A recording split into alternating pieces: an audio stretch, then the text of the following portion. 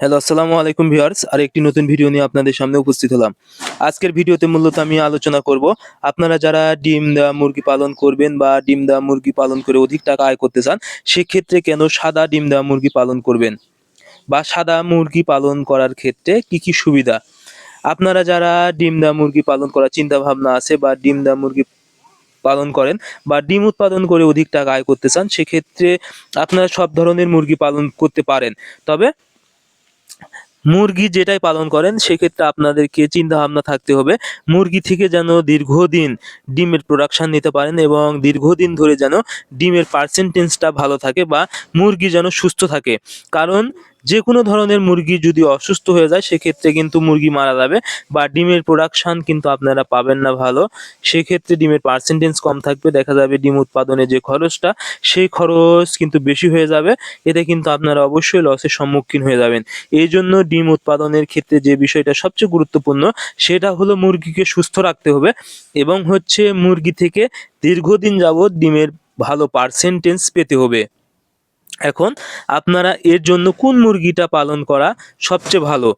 সেক্ষেত্রে আমি অবশ্যই আপনাদেরকে সাজেস্ট করব ডিম দেওয়া সাদা লেয়ার আছে, এই মুরগিটা আপনারা পালন করতে পারেন। কারণ এই মুরগির ভিতরে কিন্তু অনেকগুলো গুণ বা সুবিধা আছে।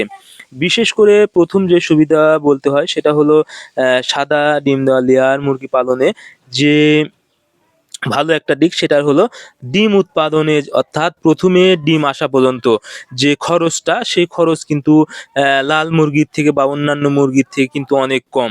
কারণ এই মুরগিটা অনেক কম খাবার খেয়ে কিন্তু খুব দ্রুত ডিমে চলে আসে। এটি মূলত 130 থেকে 35 দিন বয়সের মধ্যে কিন্তু ডিমের প্রোডাকশনে চলে আসে। কিন্তু সেক্ষেত্রে লাল লেয়ার বা অন্যান্য মুরগি দেখা যায় 150 দিন লেগে যায়। সেক্ষেত্রে দেখা যায় 15 থেকে 20 দিনে যে খাবার খরচটা এটা কিন্তু অনেক কম পড়ে।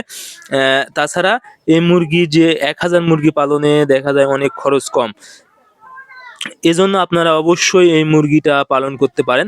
আরো একটি বিষয় সেটা হলো ডিম দেওয়া সাদা মুরগির কিন্তু রোগ প্রতিরোধ ক্ষমতা অনেক বেশি। এই মুরগির কিন্তু অনেক হচ্ছে রোগ জীবাণু অনেক কম হয়। বিশেষ করে যেকোনো আবহাওয়ায় বা যেকোনো পরিবেশে কিন্তু এই মুরগি আপনারা পালন করতে পারেন। দেখা যায় অতিরিক্ত গরমে কিন্তু লাল লেয়ার বা অন্যান্য যেকোনো ধরনের মুরগি কিন্তু স্ট্রোক করে মারা যায় বা খাবার খাওয়া বন্ধ করে দেয় বা ডিমের প্রোডাকশন অনেক কম হয় বা শীতকালে দেখা যায় বিভিন্ন রোগ জীবাণু দ্বারা আক্রান্ত হয়। সেক্ষেত্রে সাদা মুরগি কিন্তু এই প্রবলেমটা অনেক কম। যতই গরম হোক না কেন এই সাদা মুরগি কিন্তু স্ট্রোক করে না বা ডিমের প্রোডাকশন অতিরিক্ত গরমে কিন্তু কমে যায় না বা শীতকালে যে এ রোগ হয় না তা না, বাট রোগের পরিমাণটা অনেক কম থাকে। যার কারণে আপনাদের একটু ঝুঁকিমুক্ত থাকেন। কারণ এই ডিম দেওয়া মুরগি পালনে কিন্তু অনেক টাকা আপনাদেরকে ব্যয় করতে হয়।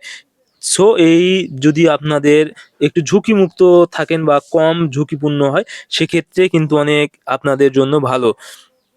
তাছাড়া আরেকটি বিষয় সেটা হলো এই মুরগি থেকে কিন্তু আপনারা দীর্ঘদিন যাবৎ ডিম নিতে পারবেন। প্রায় 1.5 থেকে 1.5 বছর পর্যন্ত, অর্থাৎ 18 মাস থেকে 20 মাস পর্যন্ত কিন্তু একই সমান বা একই পার্সেন্টেজ অনুযায়ী কিন্তু ডিম নিতে পারবেন। সেক্ষেত্রে দেখা যাবে আপনাদের হচ্ছে অ্যা অ্যা আয় বেশি করতে পারবেন। কারণ হলো দেখা যায় অন্যান্য মুরগি বা লাল মুরগি ১ বছর ডিম নেওয়ার পরে কিন্তু আস্তে, আস্তে ডিমের পার্সেন্টেজ কমে যায়।